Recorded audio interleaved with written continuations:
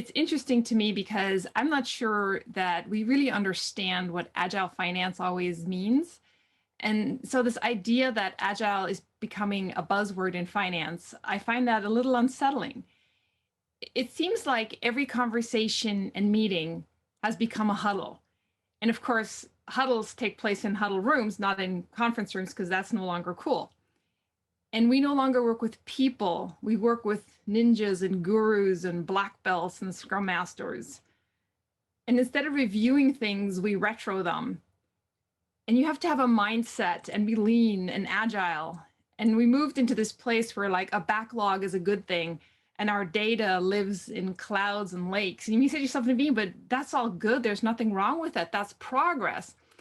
And it's like, yeah, that is progress, but it's not progress if it's just words. If it's just being repeated over and over again to make it sound like you're doing something cool, like you're creating some kind of leadership or management change or construct, like you're checking the box on something and others think you're doing something, but if you haven't done anything transformative, if you haven't actually done anything meaningful, I would argue that it's just a buzzword and it's not really agile finance. And I am with you. That's definitely true, right? I know a thing or two about transformations, actual real transformation. It's hard. It's actually very hard. I always say you have to force yourself to laugh about it because otherwise you're going to cry about it. But if you have a true purpose for why you're doing what you're doing, then it actually becomes very bearable and very rewarding. I've been fortunate. I've had an amazing career, about 35 years now that I've worked in high-tech telecom companies, mostly in the finance accounting area. It's always been environments where there's been a lot of innovation going on, where I've worked in and around people that really have been what I would call bleeding edge, really on the edge of doing new, cool, and usually technological type things.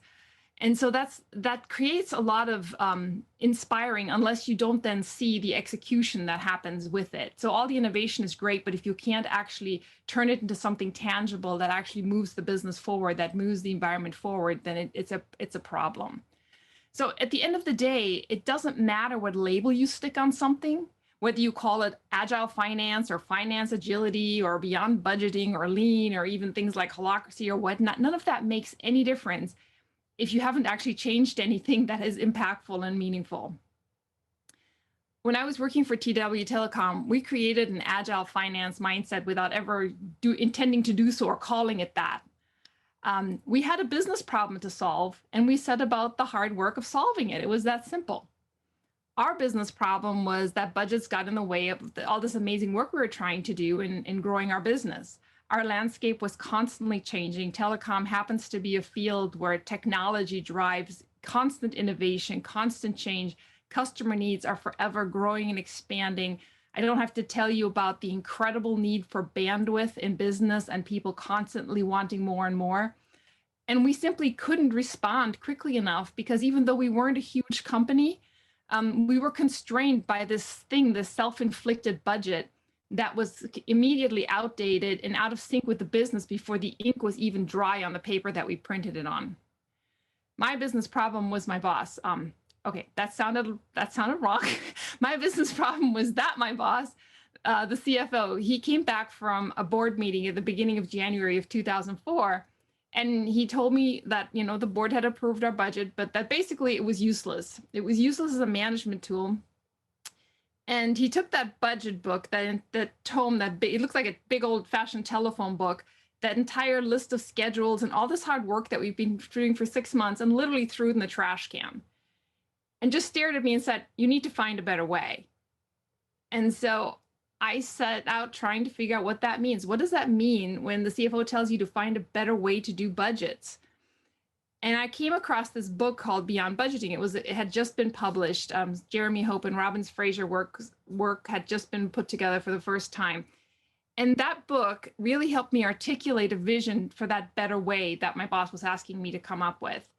It's not that everything that was in that book fit our organization, but there were some really great ideas, some really jewels in there in terms of forward-looking thinking about how you could do this better. There was a tactical part to that was very easy for me. I'm a very tangible person. I'm a finance person. I deal with numbers and spreadsheets. So swapping out a budget for a rolling forecast was very easy. That was done. What was more difficult was what happened when we did that. The budget in most organizations is really intertwined into a lot of your other business processes. And by ripping the budget out, we pretty much broke all those processes, whether that was target setting or compensation or resource allocation. Pretty much every kind of process you can imagine got broken in this transition, this transformation from doing budgets to doing rolling forecasts. And through need, through necessity, as we started unwinding and unraveling these things, we eliminated a lot of bureaucracy, and we rebuilt a lot of these broken processes, which ultimately made us more nimble and more adaptive, or agile, if you'd like to call it that. But again, that isn't the words we were using at the time. It was just about making things better. It was about living up to this idea of finding a better way to manage and grow our business. It was about making us proactive instead of always just reacting after the fact. It was about freeing us from being anchored to that static budget and allowing us to really adapt and work in this dynamic environment that was imposed upon us. It was our world, our industry, our customers were demanding that level of responsiveness. What's also really important to note is that our organization at that time was in a right cultural place for us to be able to do this. We had some very fundamental, foundational things, if you will, that were in place that allowed us to embark on this kind of a transformative change. We had an unusual business problem and the willingness to solve that in a very disruptive way. Ripping the budget out of your organization is extraordinarily disruptive. We had the necessary executive buy-in and sponsorship, and we had change management. Now, let me tell you about this. So change management at the time was something very new to me. I had been on an internal task force in our company because we had had a couple of spectacular implementation failures on some major back office systems. And so we had concluded that we were really terrible at change. We sucked at it. And as a result, we had recommended to our executive team that we should bring in somebody into the organization that really had change management as a skill set, that could teach it, that could make this become part of our DNA, if you will, become part of our cultural norm. And so we had just hired this person. And I brought him onto my project team when I went about undoing the budget.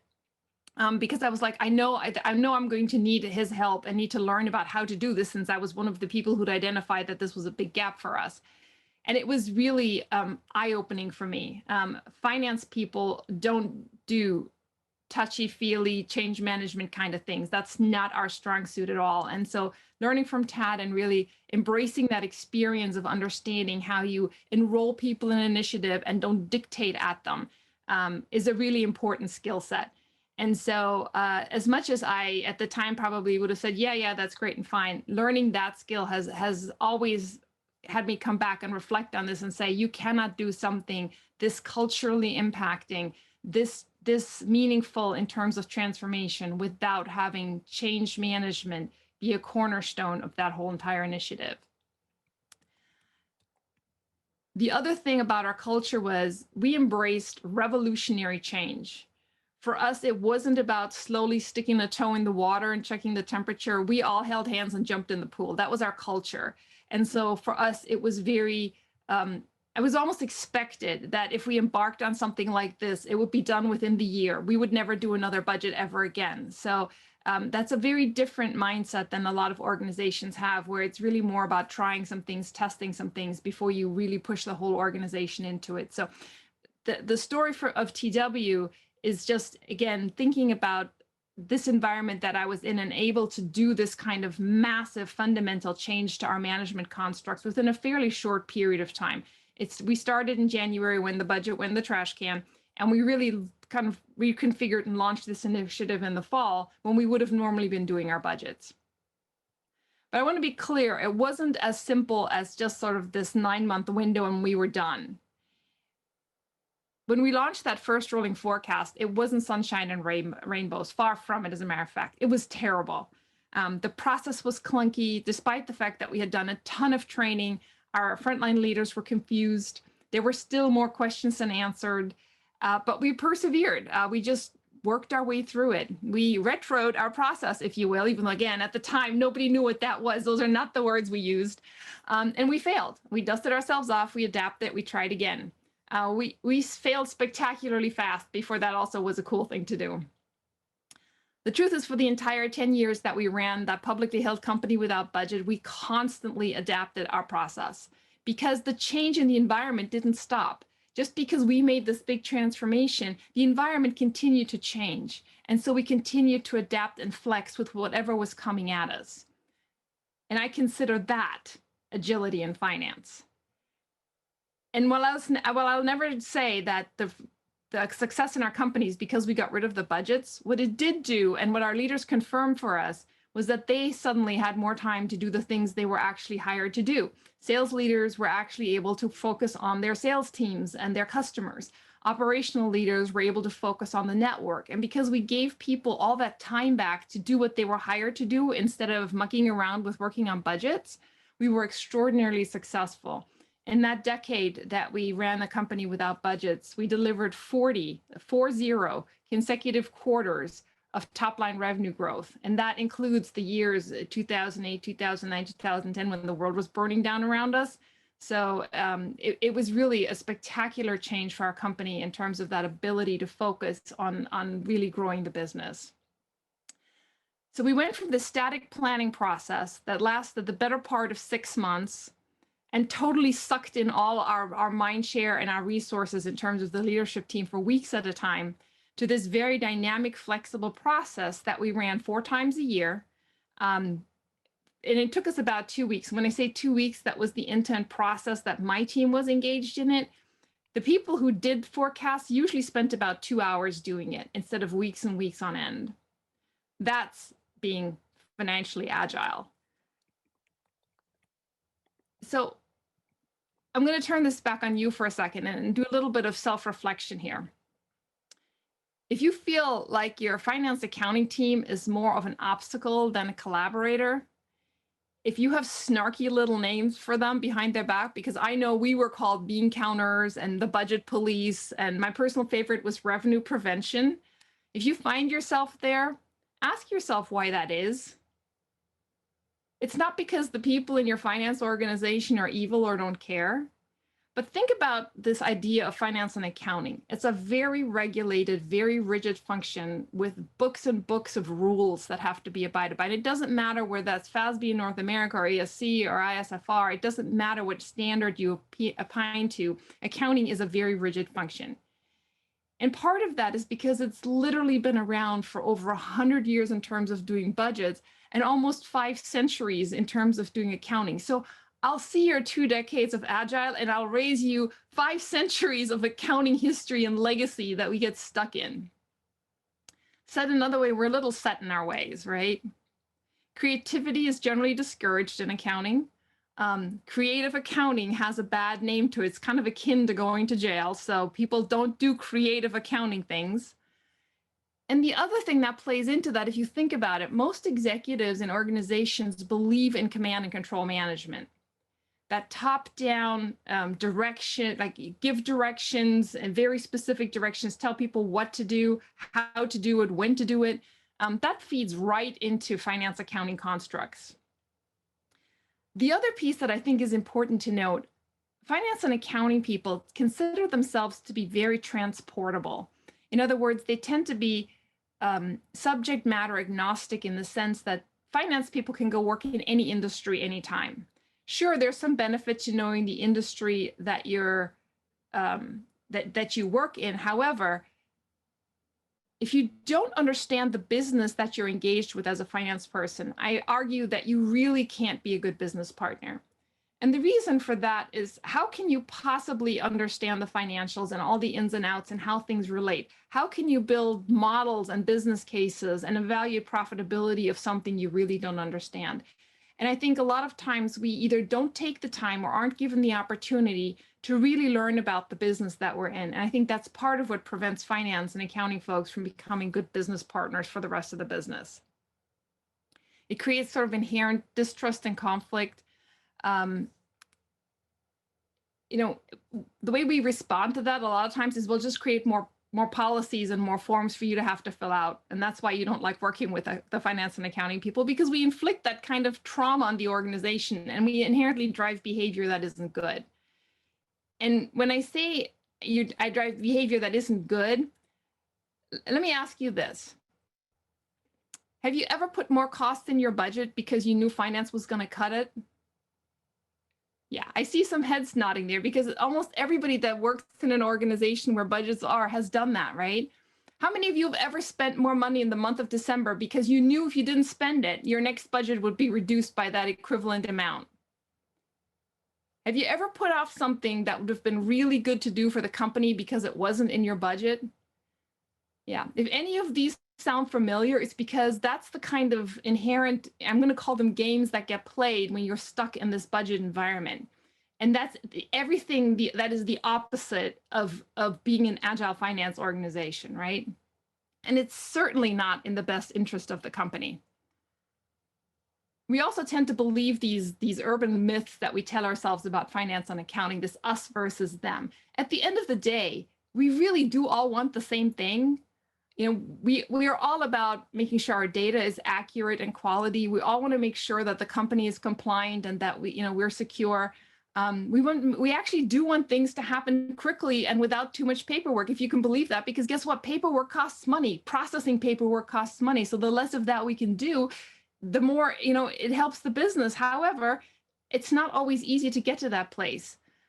In terms of getting that mutual understanding that allows us to break down that bureaucracy and get rid of all that red tape and all that paperwork. Everybody wants that same thing, finance included, which is the business to grow and be successful. So there is that common ground, and it's got to start with a conversation. Finance can be a good business partner if you take the effort to do it.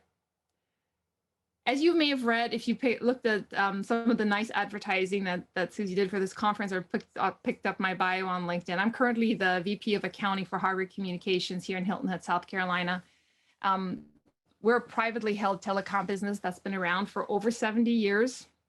And we're basically the local cable and telephone company. We provide residential and commercial data, voice, and video services in some smaller communities here in Southern South Carolina, Georgia, Northern Florida, and Alabama. I have an amazing team of extremely hardworking finance accounting professionals in a telecom company that actually really lives its purpose. And it's really rewarding to work for a company that lives its purpose in the world.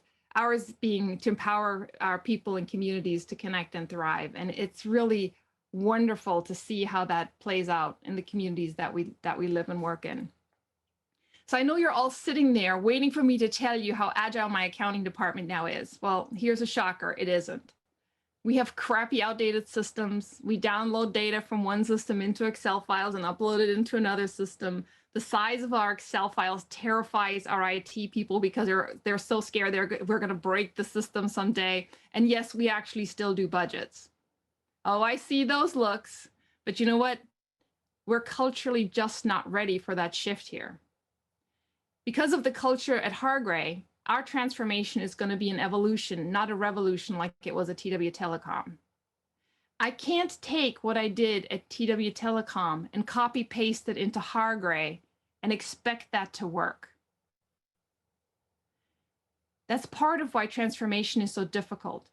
You can learn from your previous experience, you can synthesize all that knowledge, but you have to adapt it to the environment that you're in now. You have to meet the business where it is. You can't actually take something that's exactly the way it was somewhere else and apply it and hope it works in this environment. That's not going to happen. Let me tell you a story about Hargray. I started here in May of 2019, right at the very end of May. It happened to be May 28th. Then my new team that I inherited, I just walked into the office one Tuesday morning, and it was a Tuesday because the day before was a holiday, went to orientation and walked into the accounting offices that afternoon, and the team was very polite and they greeted me, and they'd set up this really nice office in the back corner next to a conference room far away from all of them. That should have been my first clue. But they were in the middle of close week. Hello, it was the end of the month. Guess what my accountants were doing? They were closing the books. So I backed away a little. I was polite. I let them do their work. They were heads down. We didn't talk a whole lot this week, even though I did go and introduce myself to everybody and said hello and met everybody and did all those basic things. Well, business day four rolls around and we have what they call a handoff meeting, basically a close meeting. So that afternoon, the whole business leadership, all the various business unit heads, the CFO, everybody was assembled in a room with video conference, much like this, because we did video conference before Zoom was cool. It's just the way we communicated. And I walk into this closed meeting and there are no reports. And I'm going like, what is going on?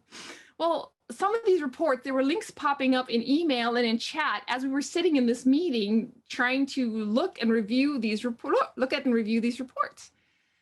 And I was a little perplexed, but I'm like, okay, it's your first week of the job. Just shut up and watch and see what's going on. And so my controller told me afterwards that this month had just been like a lot of problems getting the reports done. And she apologized. She's like, you know what, I'm sorry I didn't spend more time with you your first week here, but it was just a really hard close. And so I'm like, okay, fine, it happens. I get it. I understand. A lot of stress, a lot of pressure, new leadership. Yeah, fine, whatever. So I waited for next month and it was just as bad.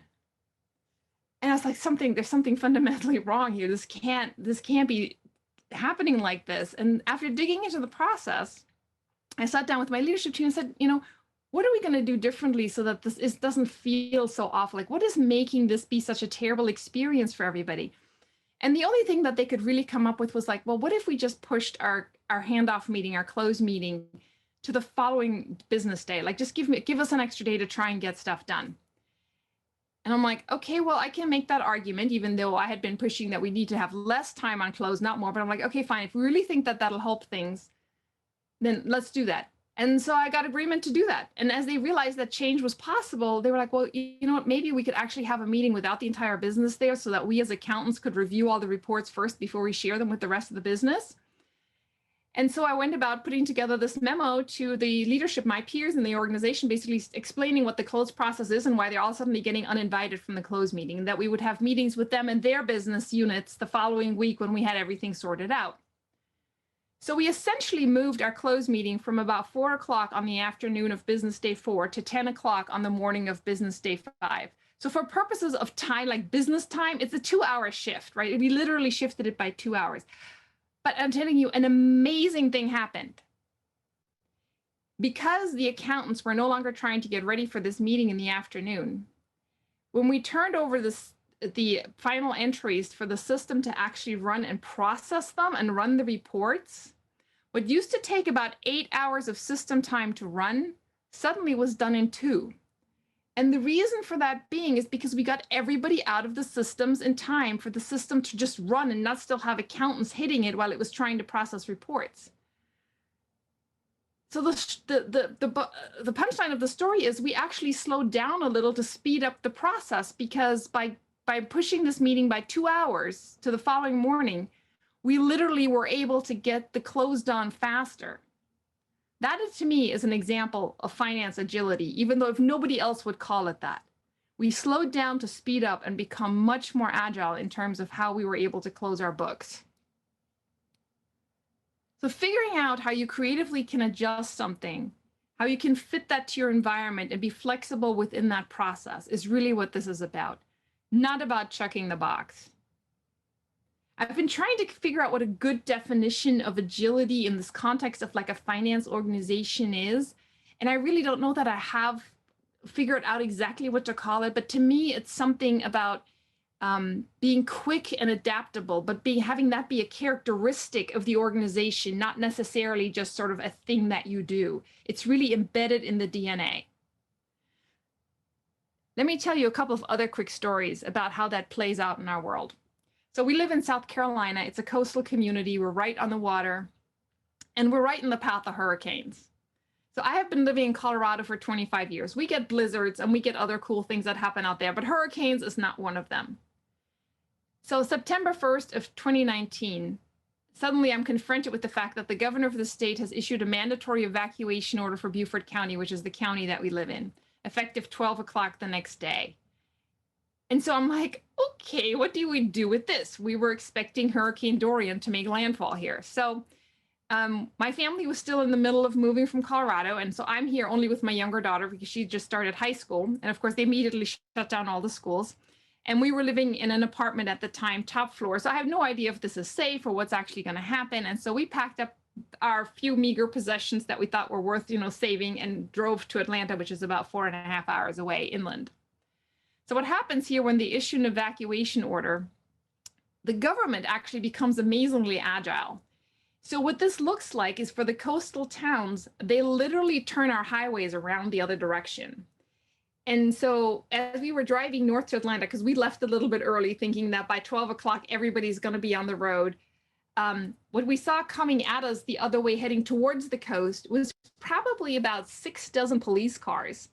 And they drive down the highway and basically clear it and close it. So they push everybody off the highway and they close all the exits. And then they literally turn the highway around so that all lanes and on all sides of the highway go away from the water and away from the coast so that they can evacuate the coastal counties.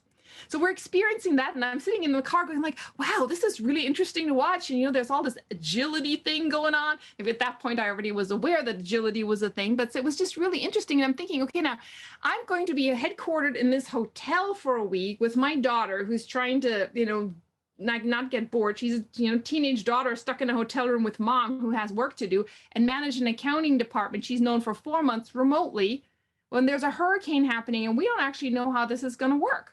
But amazingly, this team, just with the direction of you're going to evacuate, you're going to take your laptop and you're going to do your work, picked up and did exactly that without missing a beat. At the same time, also enabling things like making sure that the people that stayed behind for emergency repairs, because we are the telephone provider for many of these communities, that they had the funding and the resources necessary to be there in an emergency situation. That is agility. That is being able to pivot into a situation that's unexpected, that's suddenly very difficult, significant amount of change and uncertainty, and yet you're still able to function. That, to me, is being agile in finance. And of course, as you can imagine, the same thing happened, or something similar happened last year when the stay-at-home orders were issued here. Our business shut down, our retail offices shut down. But immediately our organization leaned into providing free internet for people who were suddenly homeschooling their kids. And, we were working hard not to disconnect customers who couldn't pay their bills, in this environment so that they wouldn't lose access to their internet services. Of course, that left a big mess for us from a business perspective in terms of our receivables. And once again, the team stepped up. Because our call center was so busy just trying to install, families and schools and getting people up and running when they were suddenly all pushed into essentially home offices, they didn't have time to actually go figure out how to have collections processes happen and have people, set up on payment plans so they could eventually pay their bills and things. So the finance team stepped up. And they learned how to actually use the call center technology, use the automatic dialers, use the processing systems, and called customers. The introverted finance people called customers to have them help figure out how to pay their bills. And I participated because as a leader, I'm a firm believer that I should never ask my team to do something that I wouldn't be willing to do myself. And it wasn't a really amazing experience to actually get to talk to our customers, which as finance people, we don't often get to do. Of course, we did all this in addition to all the other things we suddenly had to do that we've never done before, like figuring out how to remotely enable vendors who previously had always wanted to have paper checks, who suddenly were calling up saying, hey, how can you pay me electronically? And trying to do all this without infrastructure in place for it because it had never been a problem before. So there was a lot of stuff that the team pivoted into in an environment that was completely unexpected, we had probably had about 2 days notice, and did it flawlessly. And again, to me, that's a classic example, a great example of what finance agility is. It's not about a buzzword. It's not about checking a box and saying, yes, I've done the 16 things that some text prescribes you should do when you're agile in finance. But it's about being authentic and about being able to lean in and solve a business problem in the moment, in an environment that is unexpected. So I hope that agile never becomes a buzzword in finance. I hope that it always just becomes the reality of being able to do some meaningful change with an amazing accounting and finance team that love what they do because they actually are truly your business partners. So with that, I think I'm done talking at you. I'd love to engage with you and field some of your questions or talk about any of what I just shared with you. Thank you for those wonderful stories. And guys, I have a challenge for you. You're 1 year in virtual world, so you should be able to do that. So if you want to ask a question, you show up yourself on the camera and wait for me and I'll unmute you, right? And if you don't have any question, you can use this raised hand. There is this icon as well. So I see you, right? But I have a power to unmute you. And in the meantime, if there is no one, anyone? Ah, I see you there. Ask to unmute. You should speak now. Can you hear me? Is it well? Hello, Nevine. Hi, Musab. How are you? I'm great. How are you? Good. I wanted to ask, like, what do you think is holds transformation the most? Is it the jargon or the buzzwords because hiding behind it, like, hey, we are already agile finance? Or is it like asking employees to be more agile and leadership not taking that shift in approach? Like you said, even you, like, you realized they don't need an extra day, but then you went with it and they saw the cascading effect of that. Or is it like, I actually posted the question, but is it other things? What do you think holds true transformation, which is hard, that gets you the results, that DNA embedding? What holds it back? Thank you. I really think it's that thing I mentioned about being in the right time and the culture being ready to embrace something like that. Unfortunately, no matter what we tell ourselves, culturally, a lot of organizations really don't embrace this idea of allowing people to experiment with things and being willing to lean into change. And so if people don't feel empowered and safe doing those kinds of things, then it's never going to move forward. Nobody wants to be the one that runs at the windmill. Nobody wants to be the one that says, you know, let's go do this and then get slapped around for doing it. And so if the organization isn't in a place where wholesale transformation is safe and is accepted and supported, then it's just not going to happen. And like I said, you can't take this idea of one culture, maybe revolutionary, where the right approach is sort of like, you know, when in the IT world, they would call a hot cut, like everybody, like at 12 o'clock tonight, we're making this change done. Other cultures are more evolutionary, baby steps, right? You have to take little steps in those directions and move forward and try some things and maybe fail at some things and try again in a small environment. Maybe a department at a time, maybe one specific process at a time instead of the whole thing. And so I think really understanding where your culture is willing to go and encouraging that and nurturing that and applying the right level of change support and change management. I think that's where the crux of this is, because I think if you overwhelm the culture with change, people are going to retreat. Change is the scariest thing for us as human beings. And so it causes people to retreat and even oppose as opposed to embrace and enroll, right? So I think that to me is the key thing. It's this cultural dynamic of really understanding of how and when to best push for change. Oleg, your turn.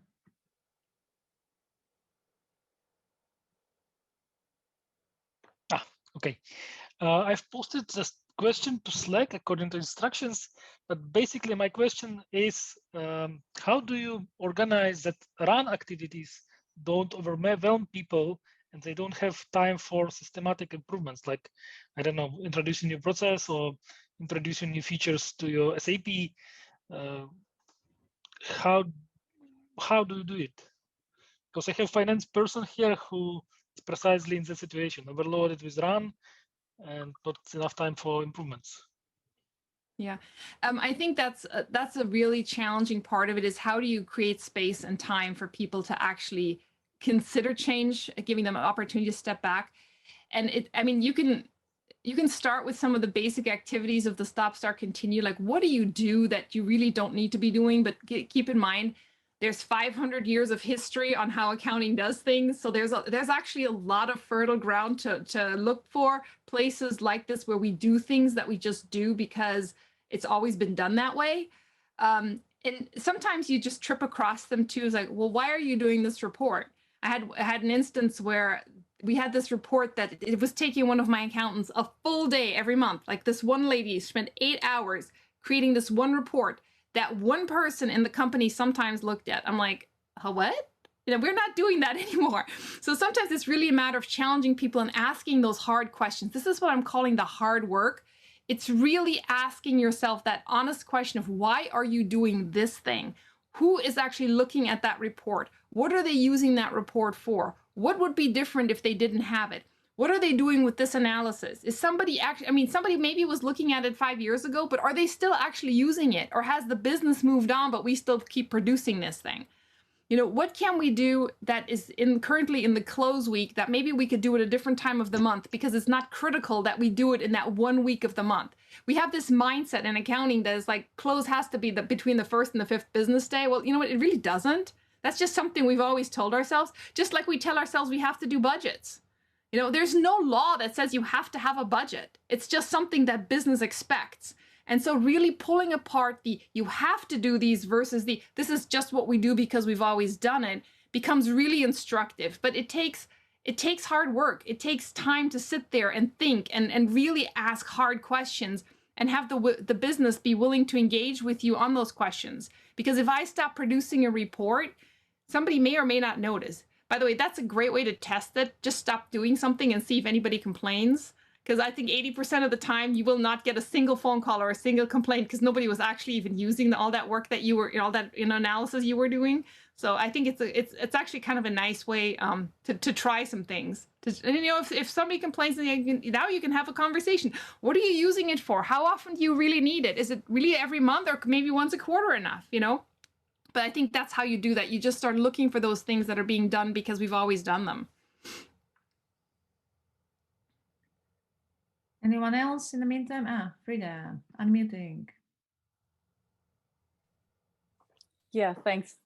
Thank you for your talk. It was really refreshing to hear someone coming from the right end, meaning from the problem, and not just, putting Agile in place without knowing why as an end in itself. And you just mentioned that you could also just, maybe not you, but one could maybe just skip budgeting or forecasting. So is there a reason why you still do it? Or is it like, an acknowledgement to the old ways that you still have some budgeting left? Yeah, so first of all, I think planning, whether you call it budgeting or forecasting or planning for a business, is really important. I think it's so important you actually should do it multiple times a year, but that means you can't do a full-blown budget like 12 times a year. That's ridiculous. You could never push the organization through that. No. The reason we still do the budgets here is because, like I said, culturally, we're not ready to break away from that shift. Okay. We have a really cool management team, but they're old school MBA trained, and they like that budget thing that they think they hold the business accountable for. Now we've made some little changes. We've changed the budget process quite a bit. It went from being this extremely painful 5-month thing to being less painful. Last summer, it was less painful, and it was acknowledged as such. We also have shifted away from paying people on meeting their department budgets, which is a big step. If you pay people to hit a number, I guarantee you they will hit that number because they will do whatever it takes to make that number happen. So we've started to put some subtle shifts in place. Culturally, we're not totally ready to give up that command and control. Our leadership team isn't there. And you know what? That's okay. Yeah, sure. I need their support. And so I don't need to make them enemies. So we're gonna baby steps. It's gonna take a little more time, but we're gonna just get there. And we started doing a rolling forecast. And so hopefully we're gonna get the business to start seeing the value of that so that they ask for it instead of me just saying, okay, we have to do this, right? So again, I think planning is really important and we should do it, but we should do it at the right level of detail, short and frequently, and then let that really help the business make good decisions and inform them of things that are critical to know and act on. And then eventually we'll just kind of let the budget, like maybe we'll just stop doing it and see if anybody notices. Yeah, I expected that answer, and I'm glad you, how do you say, I'm missing a word, that you said it, that it's that way, because I think it's very often that way, that you do things just because you do things like that, and then it's hard to let go. Yes. Okay, thank you very much. It was really very inspiring. Thank you. Thank you. I appreciate that.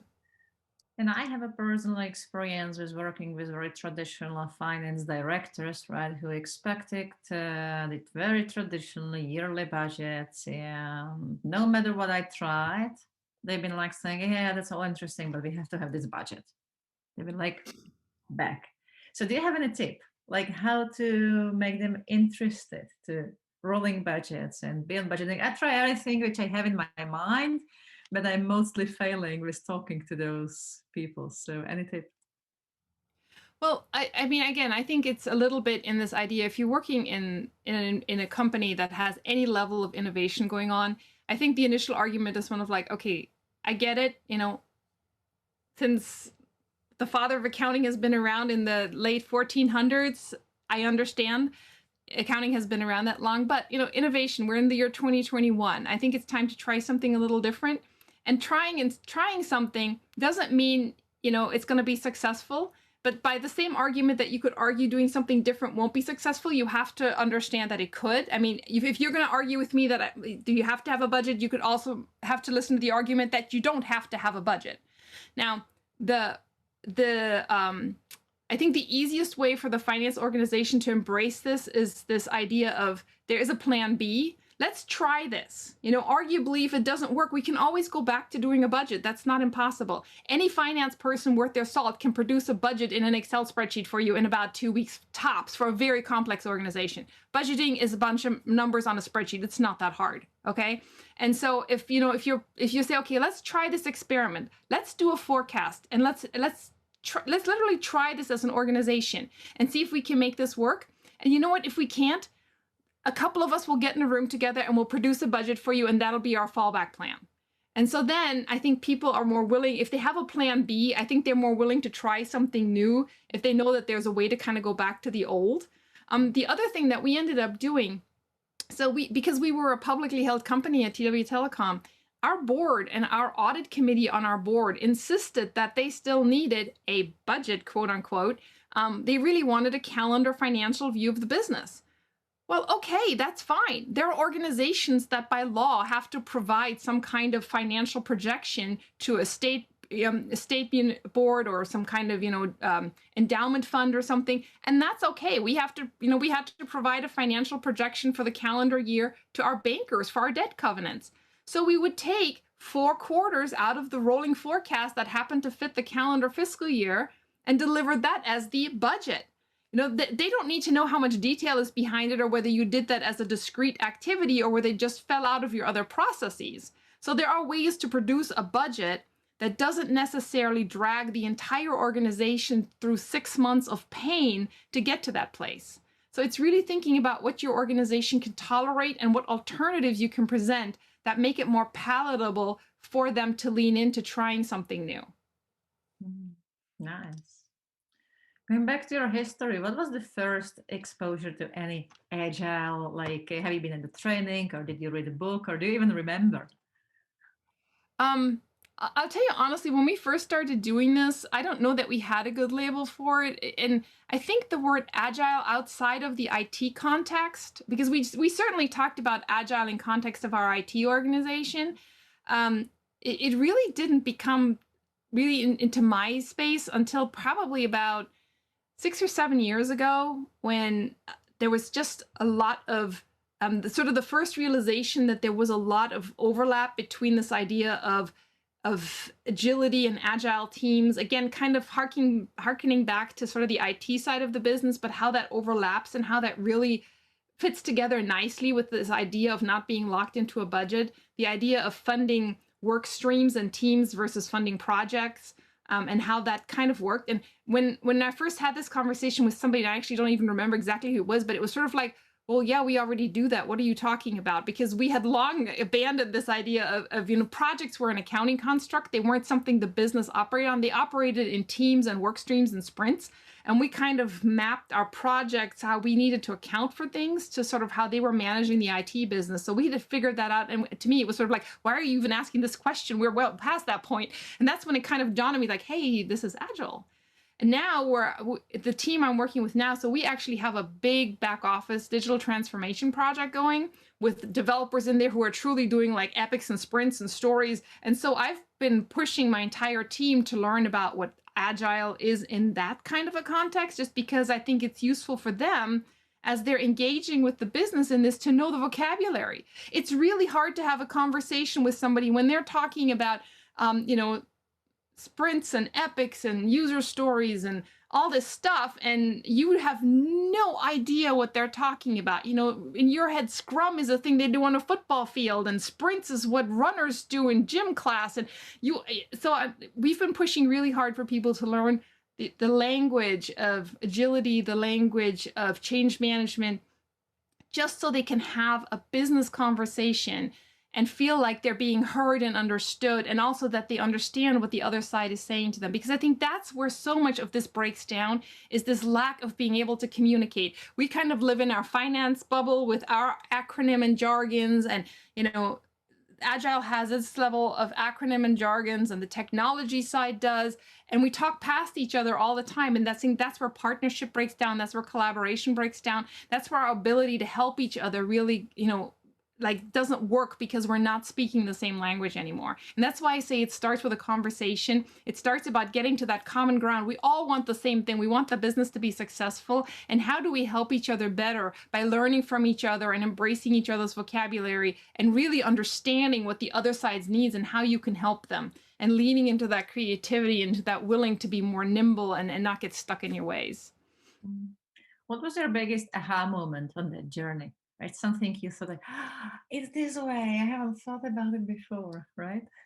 Oh my goodness, I think there were so many, and they kept happening because this is one of the cool things, and I'm one of these people, I love learning things. I love, there's nothing better on a day when you have an aha moment. I was like, wow, this is really cool. But there were so many of them. I think early on, they weren't necessarily good aha moments. I think early on, they were like, oh no moments, because oh no, we broke this thing. Now what do we do about it?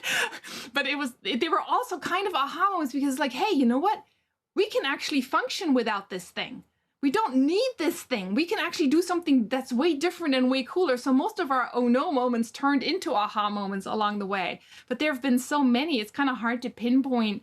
I'm not honestly sure I remember the first one, but I think a big one for me was also this whole thing around change management, and finally understanding the value of what that really meant in terms of having a true change management methodology, and learning about how you implement this in this kind of a culturally impacting transformation was really powerful for me personally. Mm-hmm. And I think I saw somebody ask a question about the Beyond Budgeting books. I mean, there are lots of them out there by now. If you like, I can certainly send you some links or some places where they're obviously on all your normal bookseller type places. You can find them, and there are lots of second and third editions at this point out there. But there's some very good books out there, and I'm happy to share some resources with you if that's helpful for your group. Thank you very much. That will be awesome. So I have a last question for you, I guess, for today, because our time is running down. So what is the one thing you want people to remember from today? That Agile needs to be about doing real things and not just buzzwords. Thank you for that.